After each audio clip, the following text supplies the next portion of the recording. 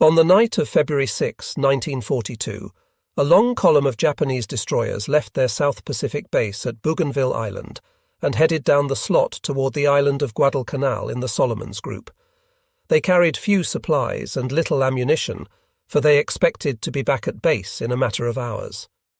Their mission was not to carry out an offensive, but to rescue the last of some 17,000 Imperial Japanese troops who were being evacuated from Guadalcanal under the noses of the Americans.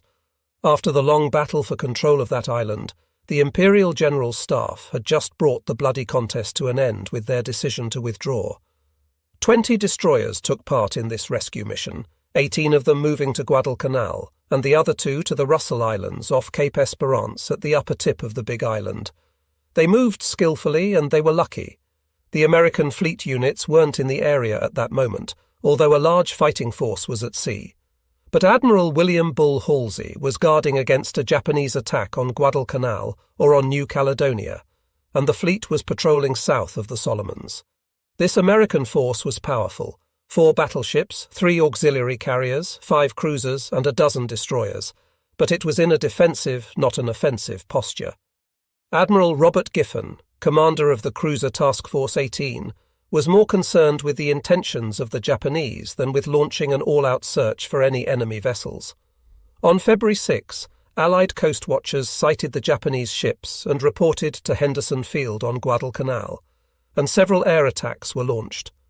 The bombers claimed to have damaged at least 2 of the Japanese destroyers, but the planes did not stop them from carrying out their mission, and like grey ghosts, the destroyers slid in toward shore. The pitiful, starving remnants of the Japanese military units swam or floated out and climbed up the cargo nets thrown over the sides of the destroyers. Many men were so weak they had to be helped aboard, and then, long before dawn, the destroyers turned their bows toward Bougainville and were gone. On the morning of February 7, not a single organized Japanese unit remained on Guadalcanal.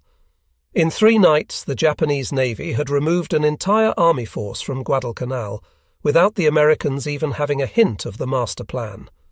The destroyer Makigumo was lost, and 3 others were damaged by Allied aircraft, but that was a small price to pay for saving almost 2 divisions. It was several days before the Americans learned the truth, so swiftly and silently had the Japanese moved.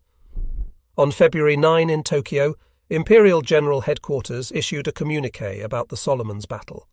Until that time, few in Japan knew how badly the struggle had gone, although there had been rumours that the ever-victorious Imperial forces were having some difficulties. But no one expected this communiqué, although couched in the most euphonious of terms. It told the story of a dreadful defeat, and the shock of it began to reverberate throughout the empire.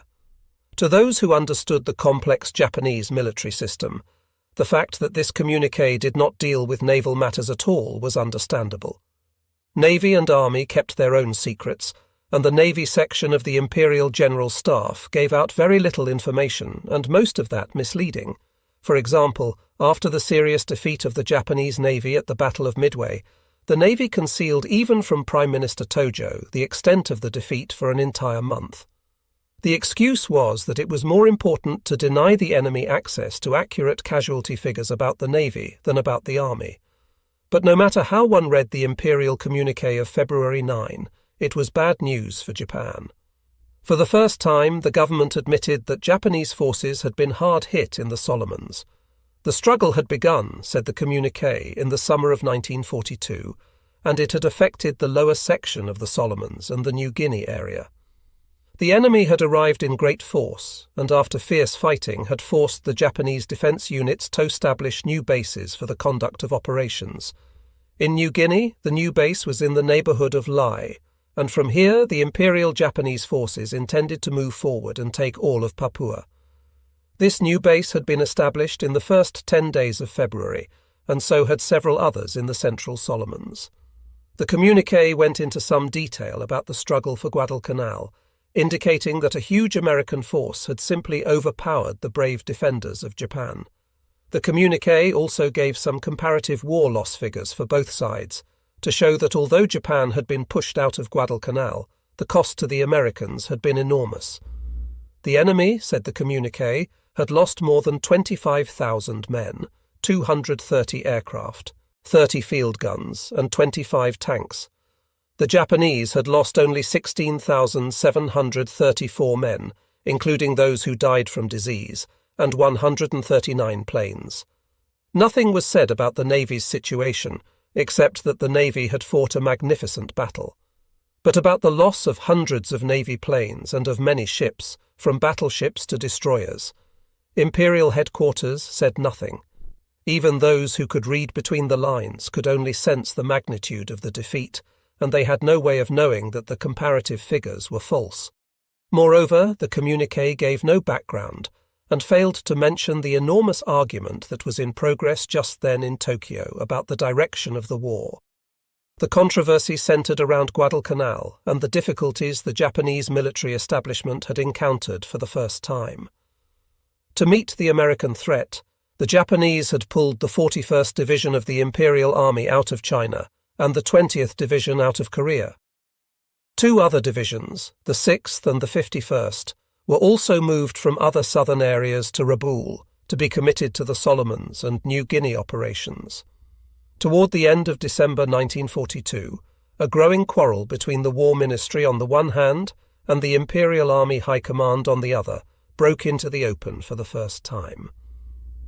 In the past, the War Ministry had been responsible for the political aspects of defence, as well as the maintenance of production and liaison between the government and the army.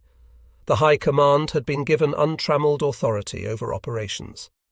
If the High Command wanted more ships from the civilian economy, it went to the War Ministry and got them until Guadalcanal. There, when the Americans began sinking ships by the dozen, the problem came into sharp focus. There were not enough ships to go around.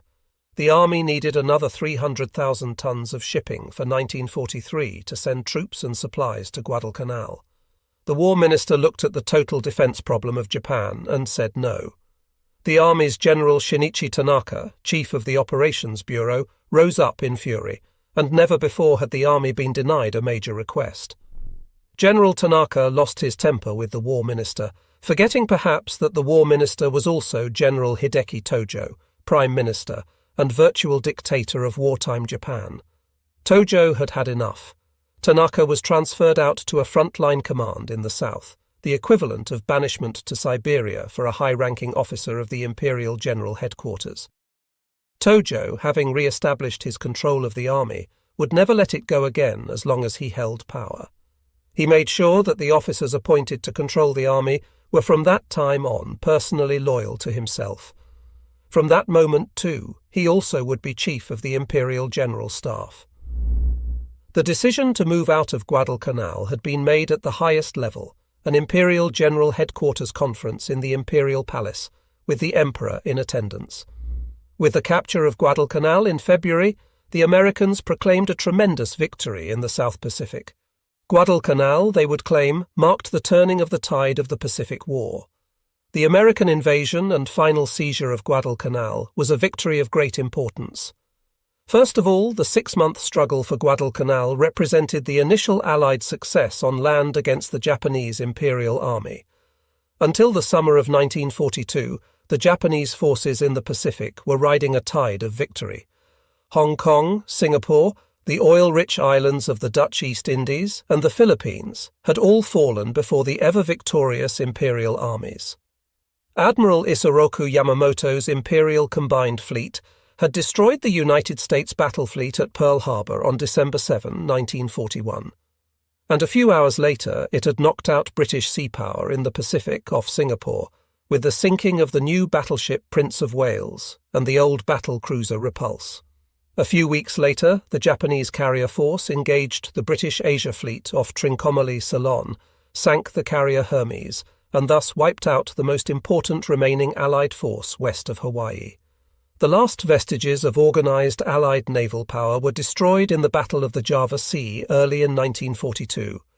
Burma fell, and the Imperial General Staff was deluged with plans for further expansion, including an attack on India that was supposed to carry the Japanese forces across Afghanistan and the Caucasus to link up with Hitler's armies.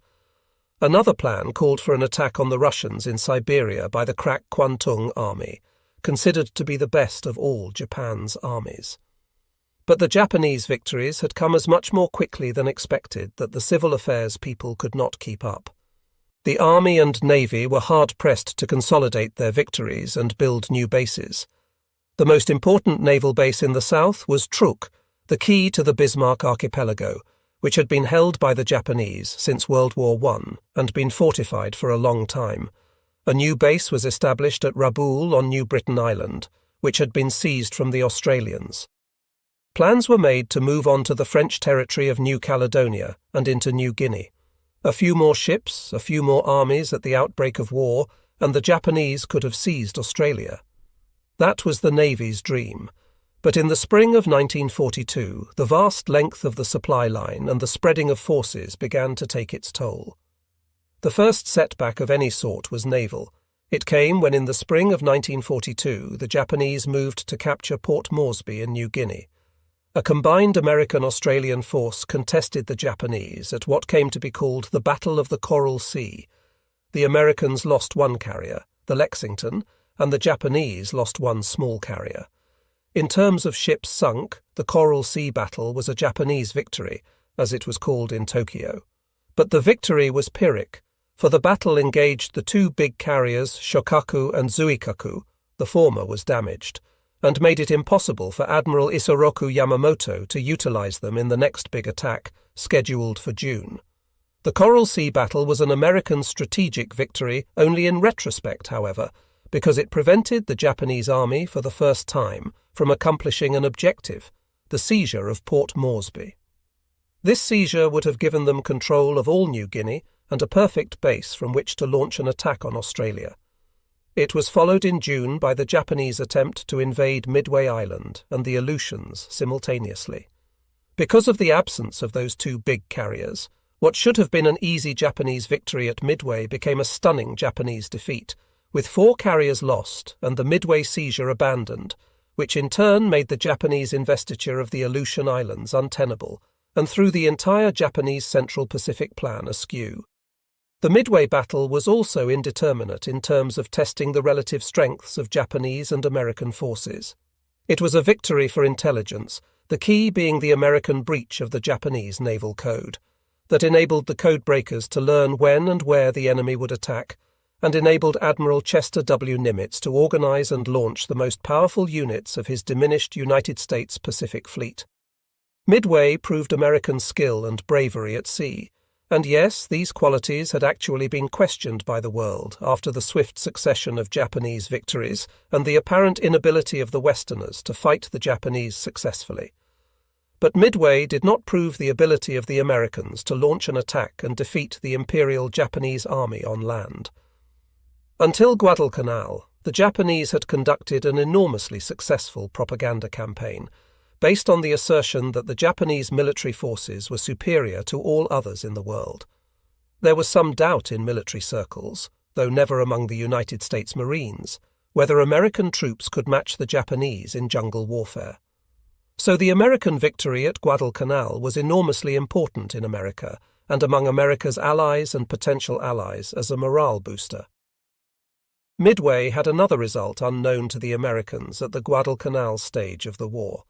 The Japanese loss had disrupted the Imperial Navy's plans to seize the islands of Samoa and Fiji, which were next on the list in the South Pacific.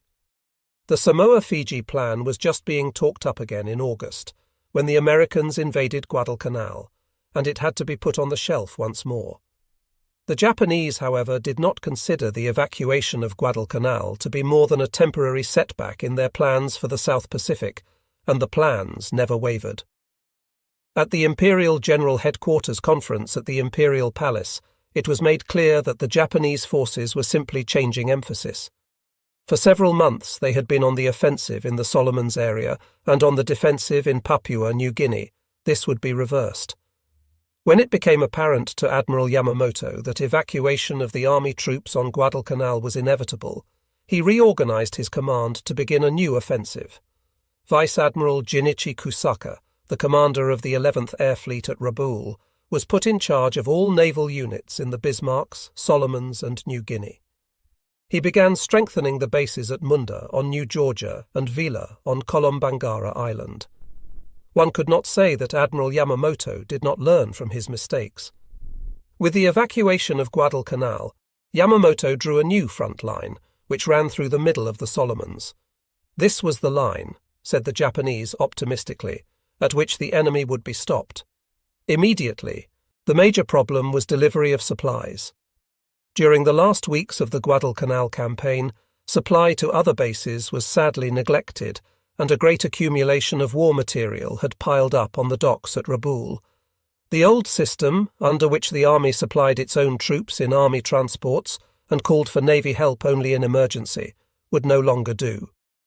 That was the way of a victorious army, unused to serious opposition. In that sense, even the army understood that the war had changed, although the army stubbornly refused to change its basic plans, even after the major setbacks of the previous year at Guadalcanal and Buna on New Guinea, where General MacArthur had stopped the Japanese drive across the Owen Stanley Mountains. The Japanese build-up for the attack on Australia and New Guinea continued.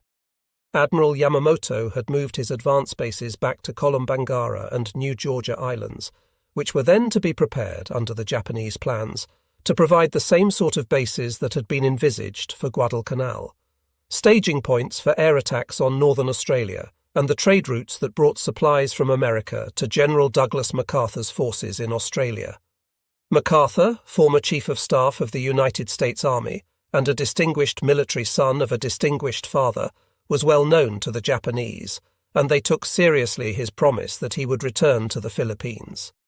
The movement against Australia was to make sure that MacArthur would be unable to carry out that promise, and although they had lost Guadalcanal, the Japanese retained one distinct advantage in the area. Their aircraft had longer range than those of the Americans, so they could send planes from Rabaul to New Georgia, where they would refuel and then go on to attack the United States bases at Tulagi and Guadalcanal, and then return to Rabaul the same way. The American planes, the fighters in particular, did not have the range to reach Rabaul and return to American bases. With the evacuation of Guadalcanal, Imperial headquarters in Tokyo made plans to reinforce the area and retrieve the defeat. When the Emperor had agreed at the December 31st conference that Guadalcanal would be abandoned, he issued an imperial rescript to prepare the Japanese public for the change in plans. The Emperor is troubled by the great difficulties of the present war situation.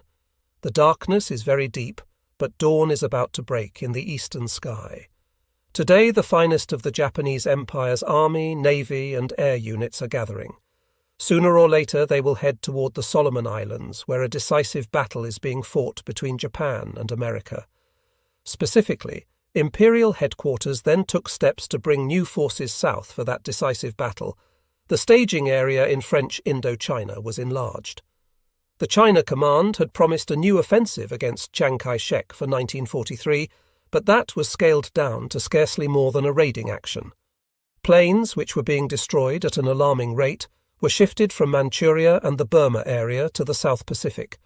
The Japanese positions at Timor and in western New Guinea were reinforced. The point, as Admiral Yamamoto knew very well, was to regain the strategic initiative. Yamamoto had no hope for a long campaign, but he wanted to win one major victory, which would stop the Americans and, he hoped, cause them to seek a negotiated peace that would leave Japan in control of her new Pacific Empire. In the past, Yamamoto had thought specifically in terms of a naval victory. Midway was the great opportunity for which he had planned, but after that failure, Yamamoto found himself bogged down in a war of attrition in the South Pacific that demanded the employment of large numbers of troops. That change had to mean a new cooperation between Army and Navy, because the Japanese Navy had only a few of the special shock troop units that were roughly equivalent to the United States Marines. In the assignment of areas of responsibility in the early days of the war, the Imperial General Staff had given the Army Formosa, the Philippines, Malaya, the Big East Indian Islands, and New Guinea. All of these were large land masses, suitable for the employment of armoured forces. The Navy was given the task of defending the island groups such as the Marshalls, the Gilberts, and the Solomons. But when, for the first time, a large enemy land force went ashore on Guadalcanal, the defensive system was found to be inadequate. Yamamoto's first major error had been to send in a battalion to drive the Americans out of Guadalcanal. In that sense, the American raid on Mekin Island in the Gilberts, carried out by Lieutenant Colonel Evans Carlson's 2nd Marine Raider Battalion, at the same time as the beginning of the Guadalcanal operation, was a psychological success. After all, the Americans had never before in this war launched an offensive operation. The Japanese failed to understand that Guadalcanal was just such an operation, and not another raid like that on the Gilberts. Also, the Japanese were so used to victory that their intelligence was sloppy, and as a consequence Yamamoto sent in a battalion to do a job that demanded at least a division. When after several weeks the Japanese realized that they had a real problem on their hands and decided to rectify it, a whole set of negotiations between Army and Navy had to be undergone to dispatch the Army troops necessary. As noted, the Navy's land forces consisted of a few battalions of shock troops that functioned like American Marines. To retake Guadalcanal, it would be necessary to employ many more men. They had to come from the 17th Army. An entirely new system of cooperation had to be established, and this change was not easily accomplished, because the Japanese military traditionally had not worked that way. An endless series of meetings at Rabaul between Yamamoto's officers and those of the 17th Army brought forth a reluctant collaboration that was never as successful as it should have been. The concept the Americans employed, an area commander had authority over all sorts of troops, ships and planes, was entirely foreign to the Japanese. The wasteful Japanese system of divided authority would continue. The cooperation in the South Pacific was forced, uneasy, and not completely effective. In the battle for Guadalcanal, the Japanese had learned that transports simply did not have a chance in these waters. In the middle of November, the Army made its last large-scale logistical attempt in this area, when it sent 6 transports toward Guadalcanal loaded with troops and supplies of the 38th Division. Only half the transports ever made Guadalcanal, and the remainder were all bombed so severely that they had to be beached there. Many of the troops of the 38th Division arrived all right, but their guns and equipment did not, and neither did most of their food. Instead of an asset, the division had become nearly a liability. Thereafter, for the rest of the Guadalcanal campaign, the Japanese supplied their forces only by destroyer and submarine. As of February 1943, there was no answer but that the combined fleet undertake management of the resupply of the forward bases as a regular responsibility. This meant the delivery of supplies to the Army forces in the area as well as the Navy's own. The first supply mission to the front lines was dispatched on February 13, 1944, just a week after the evacuation of Guadalcanal. Captain Kintaro Matsumoto was sent down to Kolombangara with 3 destroyers loaded with food, ammunition and medical supplies. The Americans seemed unaware. The ships made Kolombangara without incident, unloaded their supplies and turned back toward Rabaul. On the return trip they were attacked by 8 fighters and 15 B-17 bombers, but all the bombs went awry and the 3 destroyers returned without loss. The mission was so successful that it gave the Naval Command a new sense of security. As far as the Japanese Army was concerned, the important matter was the capture of all New Guinea. The Solomons were a Navy problem, of interest to the Army, now that Guadalcanal was evacuated, only because of a relatively small number of Army troops stationed at various bases among the islands, and because of the enemy air and naval bases at Guadalcanal that could threaten the whole New Guinea operation.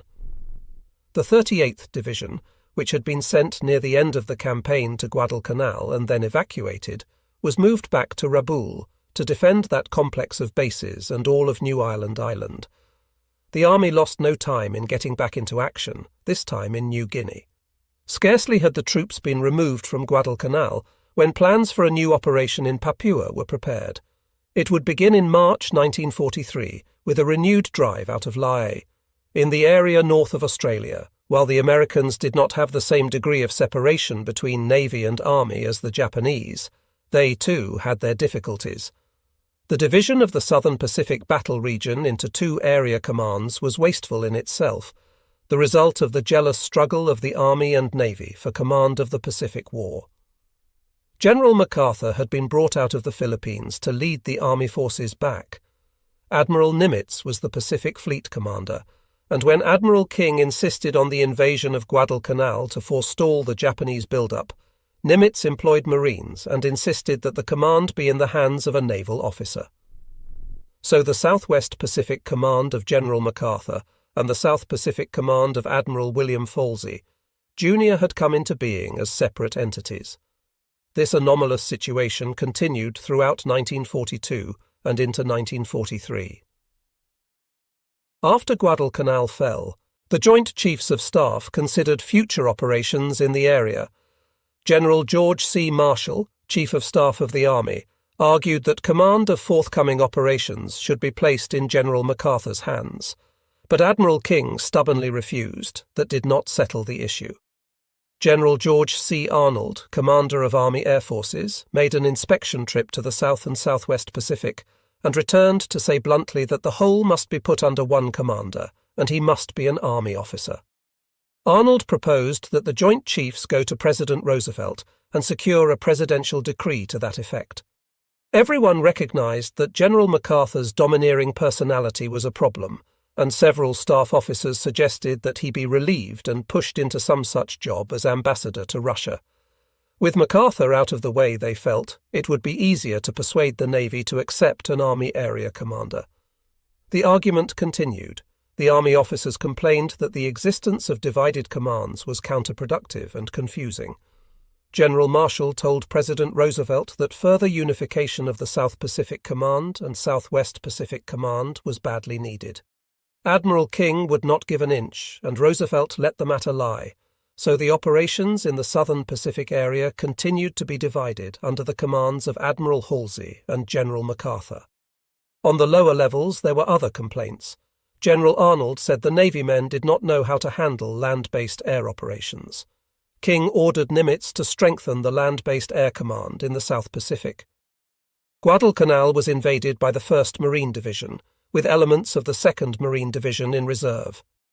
Two of those regiments, the 2nd Marine Regiment and the 8th Marine Regiment, fought in the Guadalcanal campaign. Worn down by heat and disease as much as by the Japanese, most of these troops were supplanted by Army units that became available in the area at the end of 1942, and Army Major General Alexander Patch became the field commander of United States land forces on Guadalcanal.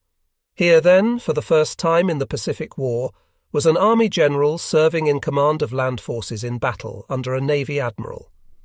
Because of Admiral Halsey's enormous ability as a commander, the friction was not serious at that level, but lower down it was a constant problem.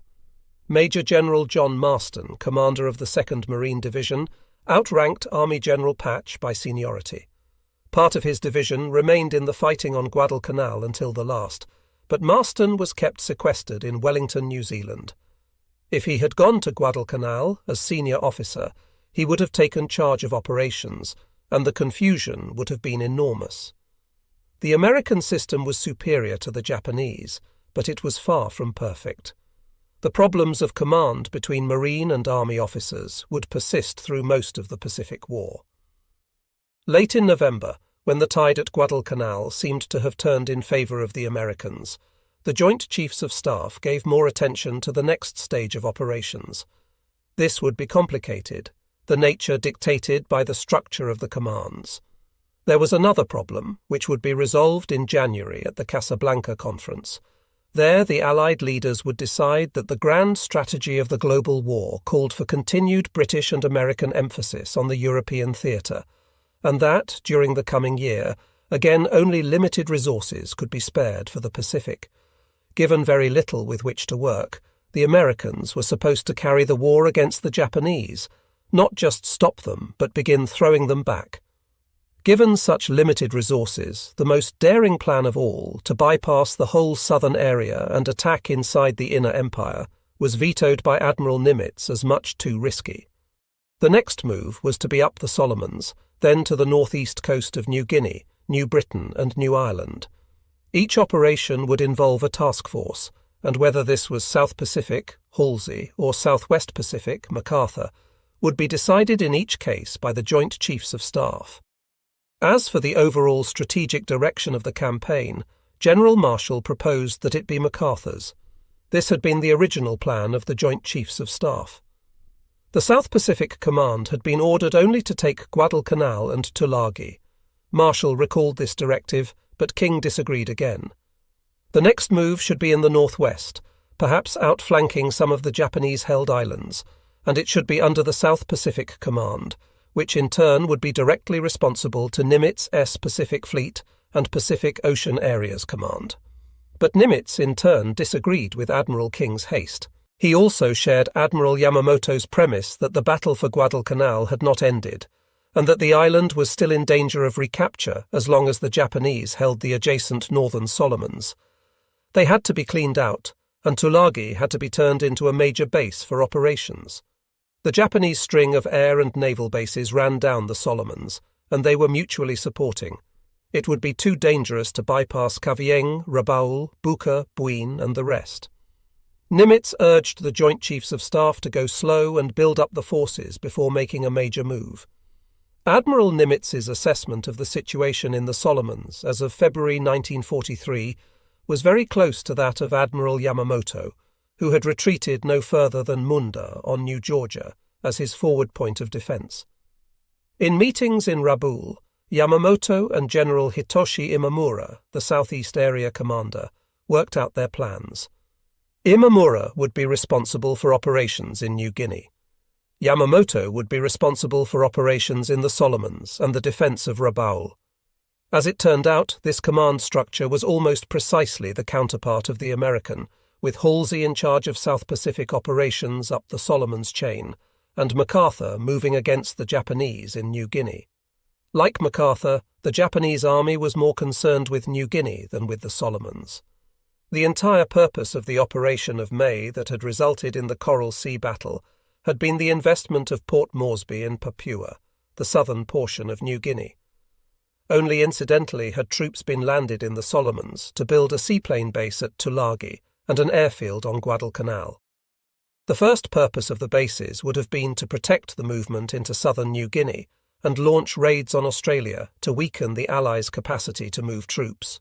The Japanese army also had its eyes on New Caledonia and Samoa as points in the ring around Australia and New Zealand.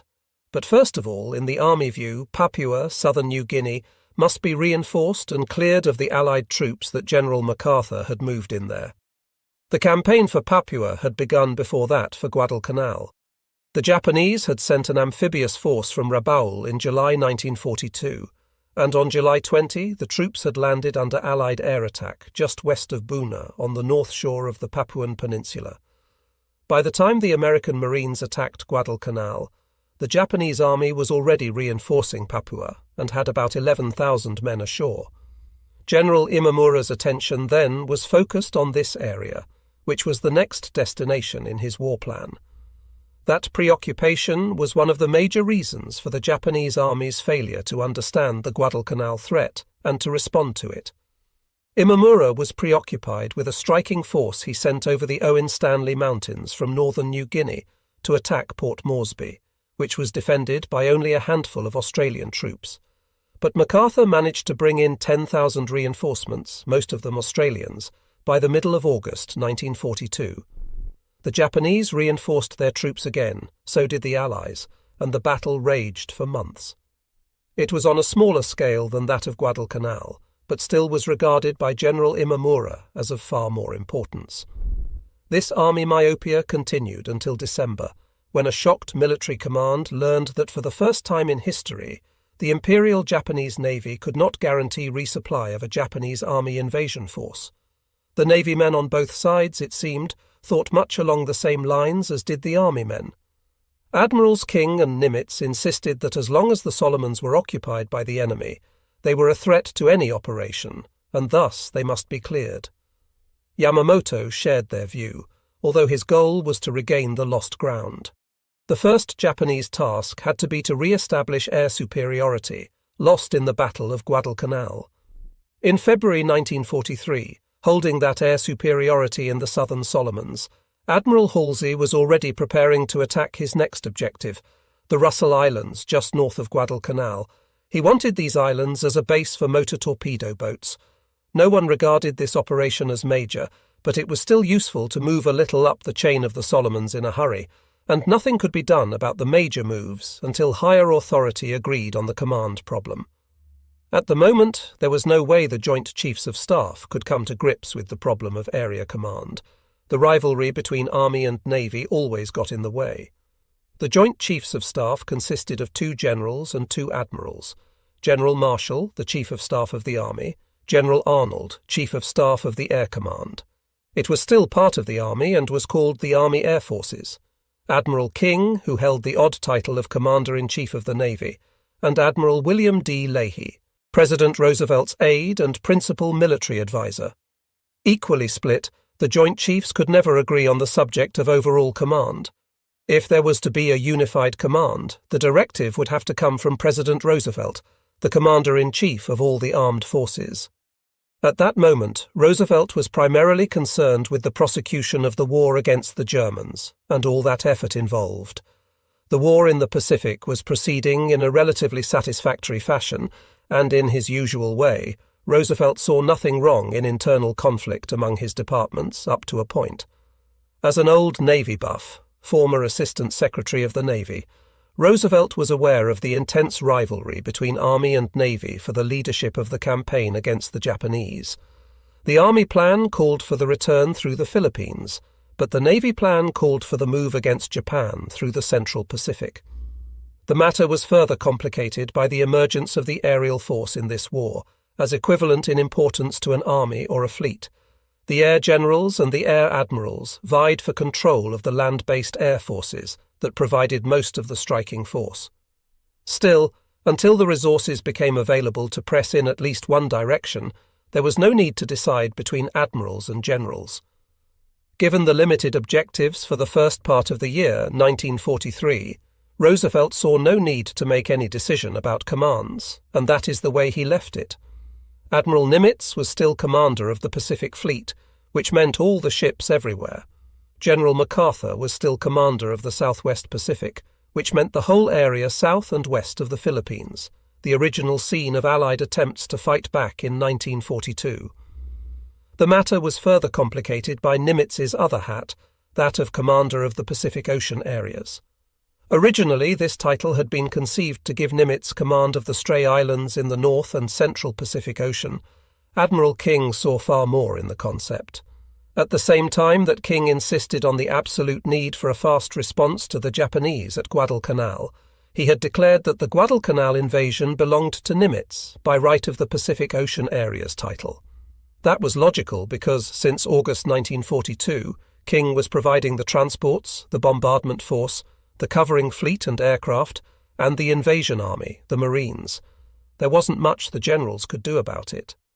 Although King's move strained every resource of the Navy in the Pacific, it was a brilliant ploy in the political battle for control of the Pacific war effort. It had created the situation that existed in the early months of 1943, when MacArthur could not simply assert the authority given him in the original Joint Chiefs of Staff directive and take command of the new operations. It was all a part of Admiral King's determination that the Navy would lead the way to Tokyo through the Central Pacific, with such side voyages as were necessary. Understanding that, his subordinate commanders, Admirals Nimitz and Halsey, were willing to make whatever adjustments were indicated.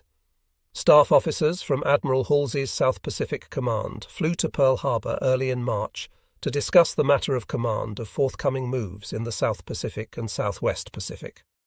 Staff officers from General MacArthur's command came up as well. Both sets saw the need for compromise. Officially, MacArthur was the overall commander, but he was strapped for ships. The Australians could not begin to meet his needs for cruisers, destroyers, and transports. Earlier, MacArthur had inherited the vestiges of the Asiatic fleet that had been stationed at Manila, but the fleet consisted of a handful of cruisers, a handful of destroyers and support ships, and a double handful of submarines.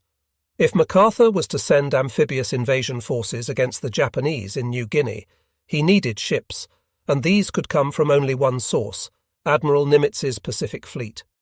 As for Nimitz, he needed land-based air support for his naval operations in the South Pacific.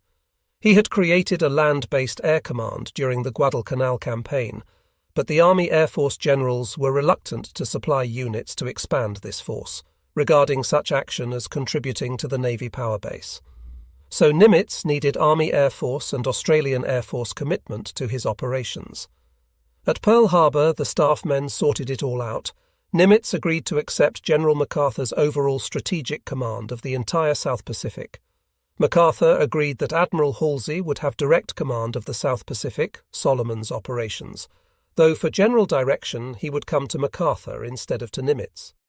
Nimitz would retain control of A/ships, planes and ground forces of the Pacific Ocean areas, except when they were actually involved in a military operation. That provision made it impossible for MacArthur to commandeer ships for an invasion and then keep them, which he would very much have liked to do. So the agreement was made, and the division of labour was established for the coming months. MacArthur's forces would continue to peck at New Guinea, and Nimitz would supply the ships and naval personnel. MacArthur would proceed in 1943 to establish airfields at Kiriwina and the Woodlark Islands, northeast of Papua. He would seize the Papuan centres of Lae, Salamaua, Finschhafen and the Madang area. Later on, his forces would attack western New Britain. This story, the New Guinea campaign, is a subject in itself. Admiral Halsey would seize and occupy all the Solomon Islands and the southern portion of Bougainville. Having agreed to the division of authority, Admiral Nimitz took one more step to assure his control of naval operations. It was a part of a general reorganization of naval command. With the growth of the Pacific Fleet Command in the previous year, Nimitz was able to designate 3 separate operating fleets. They were the 3rd Fleet, Admiral Halsey's command, the 5th Fleet, which was given to Vice Admiral Raymond Spruance and would become the nucleus of the Central Pacific Invasion Force, and the 7th Fleet, which was placed at about this time under Vice Admiral Thomas C. Kincaid. At long last, MacArthur had the sort of naval force he had been hoping for, but Nimitz had sewed up its ultimate control and retained it in his own hands. Above all, he kept control of the growing force of fast carriers, which would be assigned to various fleets for specific operations, and then brought back to Pearl Harbor. The March meeting was greeted with satisfaction by all concerned, and within a month Admiral Halsey made a trip to Brisbane to call on MacArthur, and thus attest to MacArthur's overall command and assuage the general's ego. Nimitz had worked it all out so that Halsey could do everything he wanted to do with virtually no interference from Brisbane. Halsey was ready to begin operations up the slot. By 1943, the words South Pacific had a magic ring in America. As the campaign progressed, this first offensive action against the apparently invincible Japanese, Americans at home seemed to sense that the war was changing drastically. As the foot soldiers and the airmen turned the tide, they found themselves lionized at home. The Navy's seesaw battle for control of the slot kept Americans rooting as at an athletic contest. Indeed, one of the most popular American tunes of the day was Knuckle Down Winsocky, in which the lyrics urged a mythical school football team onto greater efforts in the face of apparent defeat and heavy odds. The odds began to even as ever more American ships and men were found for the South Pacific battle, and the men came eagerly to the island paradise, dreaming of dusky, dark-haired beauties basking beneath palm trees under a clear evening sky. The ships came first to Noumea, New Caledonia. This was the headquarters of the South Pacific Command. It was also French territory, and the French here were cranky and unpleasant. To give them their due, the government of the islands was in a most difficult position. Secretly, most of the French sympathized with the home government at Vichy, which was in league with the Germans. For reasons of international politics, the Americans and Australians had not simply declared an Allied occupation of New Caledonia, but had chosen the harder road of dealing with the French, who did not like the occupation. But if the French became too difficult, the Americans could simply throw them out, and probably into jail. So the French pretended to cooperate with the Americans, but in fact did all they could to make life miserable. They did a thorough job. At first, Admiral Halsey had operated from his flagship, the Argonne, in Noumea Harbour. Headquarters was then set up in an old warehouse on the waterfront, where the expanding staff was crammed into the tin building like a mess of anchovies. Halsey set up shop in the abandoned Japanese consulate on top of the hill. As a ship came in from the east to the lighthouse that marked the barrier reef and the channel, the sailors looked dreamily on this land of promise. some of them with the tales of Robert Louis Stevenson echoing in their minds. The ship stopped, and the French pilot came aboard and took them inside to Noumea harbour to anchor.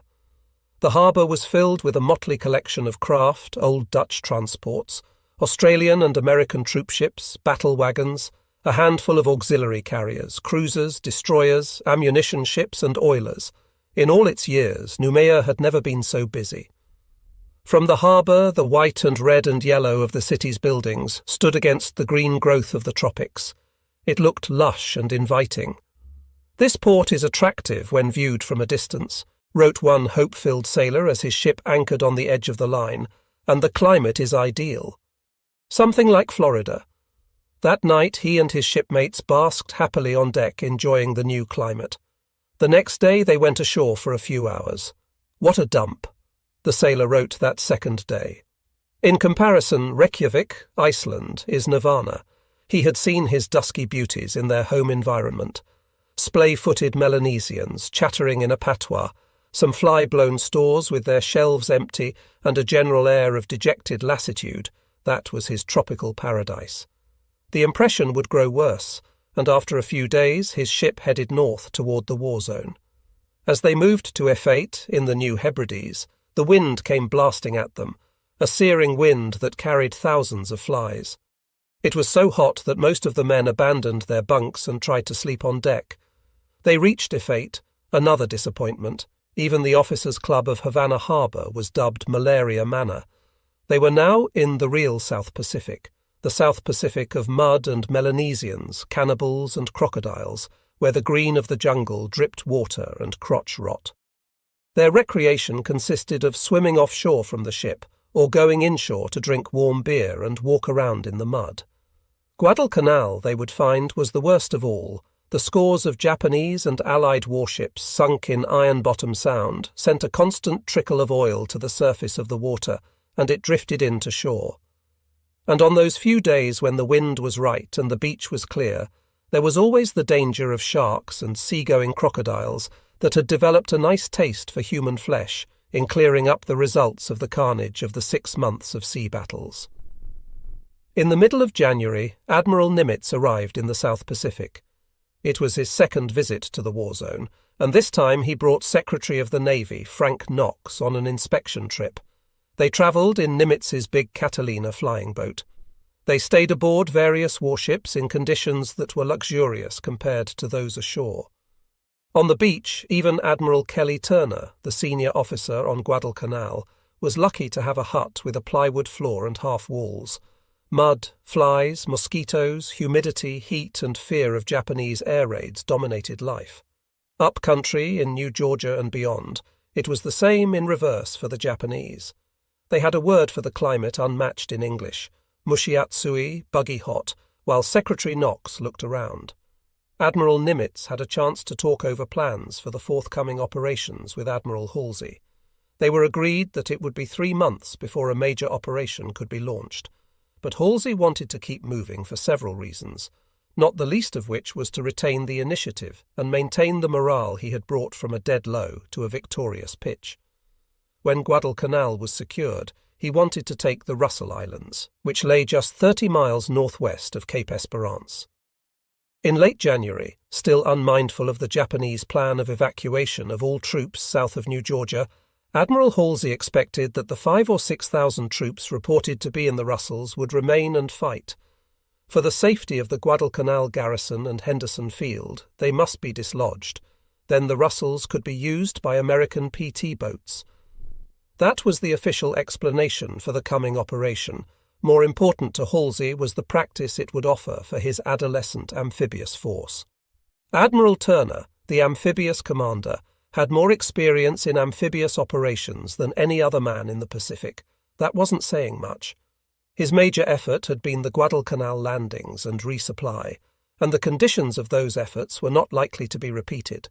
The Japanese had been taken by surprise in August when the initial landing was staged. Thereafter they had reacted furiously, and the Guadalcanal campaign had become a slugging match. What Turner must practice were new techniques, using new sorts of craft to land troops in a hurry and get the supplies onto the beaches. Admiral Nimitz understood what was in Halsey's mind, and he offered no complaint, although it seemed obvious that for its own sake the territory was hardly worth much effort.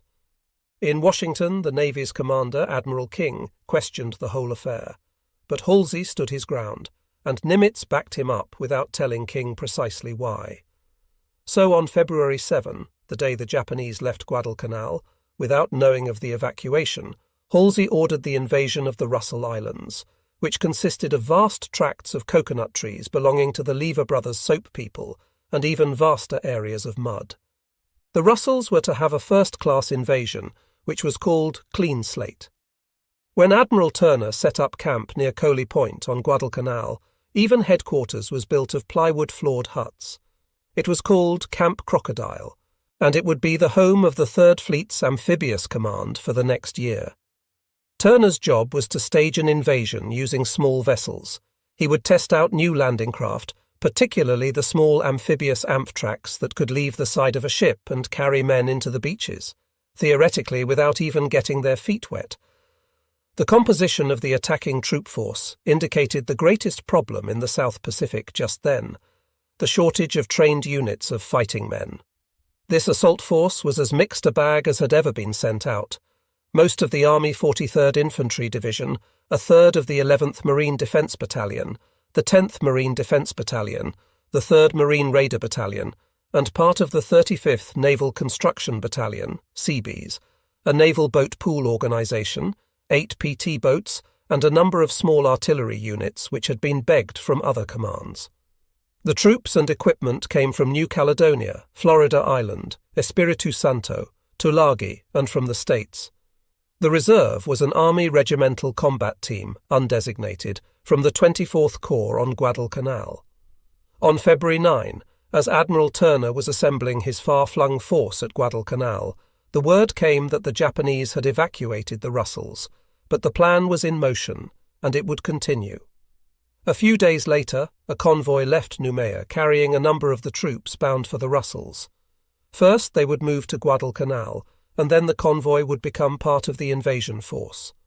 The convoy consisted of the transports President Jackson, President Adams, President Hayes, Crescent City, and Tallulah, accompanied by half a dozen destroyers. On the morning of February 17, as the convoy approached the Solomons from the south, the escorting destroyers picked up several unidentified aircraft on their radar sets. The contacts persisted all day, although the shadowing planes kept carefully out of range.